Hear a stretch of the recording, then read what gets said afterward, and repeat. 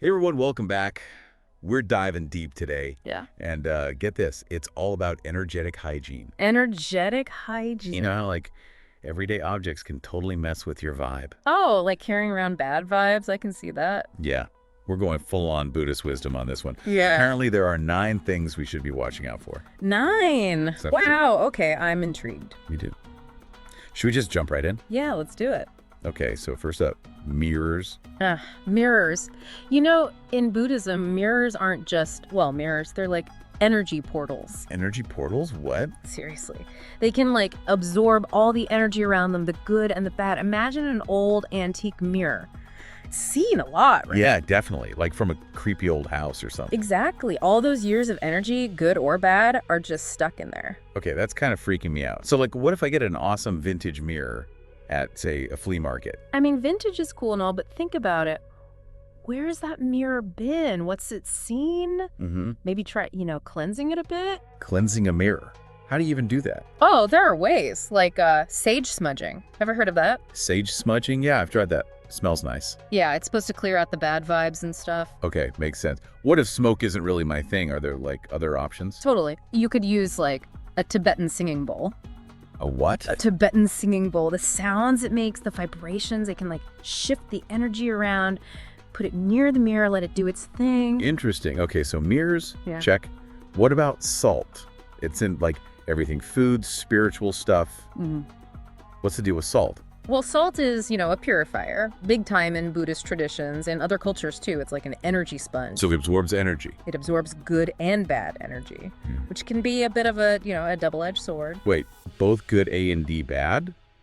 How's that work? So think about it. Salt that was, like, in a house with lots of arguing and tension. Ooh, not good vibes. Yeah, it's soaking that up. So it's kind of like you're, inheriting that bad energy if you use that salt. That's wild. So we got to be careful about where our salt comes from. Exactly. And maybe cleanse it, too, just to be safe. Okay, salt and mirrors. Got it. Wow, this deep dive is already making me see things differently. What's next? Ready for this? Mattresses. Mattresses. Really? What's so special about a mattress? I mean, think about it. You spend like a third of your life on a mattress, right? Yeah, but I just sleep on it. It absorbs your energy, good and bad. All those emotions you process while sleeping, they're going into the mattress. And if it's a used mattress, Oh no, don't tell me. Someone else's energy. you got it. You could be sleeping on someone else's anxieties, maybe even physical stuff too. Okay, that is definitely unsettling. So like, buying used mattresses is bad. I wouldn't say bad, but you gotta be mindful. Think about the history, do some cleansing. All right, cleansing a mattress. What's the move? Sunlight is always a good bet. A few hours of sun can really help. Or sprinkle some salt on it, let it sit for a bit, then vacuum it up. Salt again, huh? Makes sense. Is there anything else for mattresses? You could use that Tibetan singing bowl again. Bring some calm vibes to your sleep space. Okay, my mind is blown. My mattress is suddenly a lot more interesting Yeah? and kind of creepy. Yeah. What else is hiding out in our homes, sucking up energy? So we've got the sunlight, the salt, and the singing bowl thing. Those are like the go-to cleansing tools, right? Yeah, they're pretty versatile. Okay, but I'm guessing there's more, right? More stuff we'd never think about. You bet. What about, let's see, your wallet or your bag? Wallets and bags. Seriously? Yeah, they're like with you all the time, right? They're kind of symbolic, especially when you think about like money. Okay, symbolic. How so? They hold your cash, your cards. They're absorbing all those money vibes, your spending habits, your anxieties about money, all of it. I never thought about it that way. Is that why some people don't like taking used wallets? It could be. Imagine a wallet that belonged to, I don't know, someone who was struggling financially. Yeah, that doesn't sound good. That wallet might like hold on to that energy of struggle or scarcity. So even if I put my own money in it, those bad vibes are still there. It's possible. It's like a subtle energy that could affect how you think about money. Whoa, okay, I'm definitely not taking any used wallets. So how do we cleanse the wallet or bag? Same stuff. Pretty much. Sunlight always helps. Leave it out for a few hours. Or you could try putting a little bowl of salt inside overnight. Salt, of course. Is there anything like specifically for money vibes? Some people keep a citrine crystal in their wallet. It's supposed to, attract abundance and good luck with money. I like the sound of that. Mm. Citrine crystal, check. Mm. Okay, what else is secretly messing with our vibes around the house? Have you ever thought about locks? Locks? No, not really. They just seem so, I don't know, basic. Yeah, but they're meant to protect, right? Keep things safe. And sometimes that means they absorb all the energy from the places they've been. Like what? Think about, like, a lock on a bank vault, you know? That's a lot of intense energy, maybe even fear or desperation. It can all get stuck in the lock. Whoa, okay, so I guess it's not just about the place, but who owned the lock before? Yeah, exactly. Imagine a lock on, I don't know, a diary full of secrets. Or a treasure chest with something super valuable inside. All those emotions, those secrets, they can get, like, imprinted on the lock. Okay, that's a little creepy. So how do you even cleanse the lock? Is it even possible? You can. Salt water is good for this one. Just wash it with salt and water. Imagine all the bad stuff going down the drain. Then dry it in the sun. Salt water and sunlight, the classic combo. Do we use sound for locks too? Yeah, totally. A bell or a singing bowl, whatever you have. The vibrations break up that stagnant energy. And if you want extra protection, you can put a black tourmaline crystal near the lock. It's supposed to absorb all that negative stuff. Black tourmaline, got it. Yeah. Okay, I'm never looking at a lock the same way again. So locks, mirrors, salt, mattresses, wallets, bags. Anything else? Let's move on to jewelry. Jewelry. Really? Why jewelry? Well, think about it. It's close to your body, right? It picks up all your energy, your emotions, everything you experience, especially pieces that are, like, passed down through families. Yeah, like family heirlooms and stuff? Yeah. But why is jewelry so good at absorbing energy? I don't get it. It's almost like an extension of you. You wear it for, like, big moments, weddings, graduations, all that. So those emotions, happy or sad, they get, like, locked into the jewelry. So it's like carrying around a little bit of history on you. Exactly. And that history might not always be happy, you know? That's true. What about all those cool antique pieces? Are they, like, extra risky? Maybe, maybe not. But let's say you inherit a ring, right, from your grandmother. Okay, yeah. And you love it, but every time you wear it, you feel kind of down or anxious. I'd probably think it's just, missing my grandma. Maybe.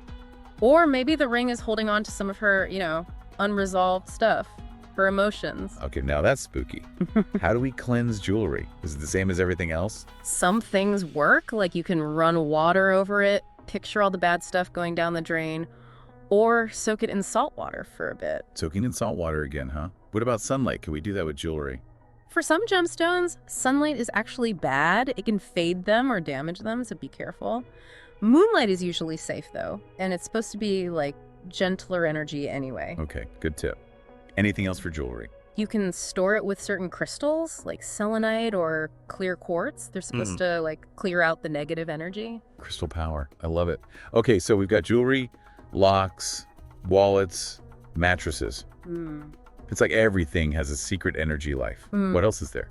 Well, what about the clothes you wear? Clothes? Really? Think about it. It's the closest thing to your skin, right? It absorbs your energy, your sweat, even the smells from, like, where you've been. Okay, I can kind of see that. Yeah. Especially like an outfit you wore to a really big event. That energy's got to go somewhere, right? Right. And just like with jewelry, if it's secondhand clothing, you never know what the previous owner went through while wearing it. Okay, you're making me nervous about thrift shopping.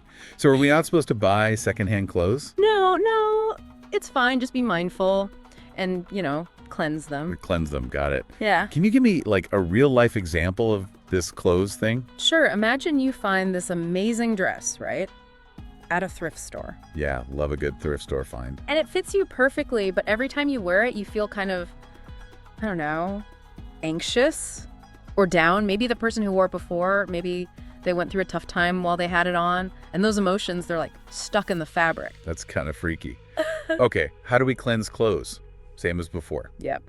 Salt water works great. Just add some salt to your wash, like you're making a little energy potion. And sunlight is always good. Hang those clothes out to dry. Love that sunshine cure-all. Anything else for clothes? Sound works too, the bell or the singing bowl. And just like with jewelry, some people keep crystals like amethyst or clear quartz in their closet to keep the good vibes flowing. Crystals in the closet, love it. It's amazing how much energy our clothes pick up. Okay, what's next? This is getting good. What about books? Books. Wait, no way. I love books. They're like my happy place. How could a book have bad energy? I get it. I love books too. But think about it. They're physical objects, right? They've been handled by a lot of people, maybe even lived in different houses.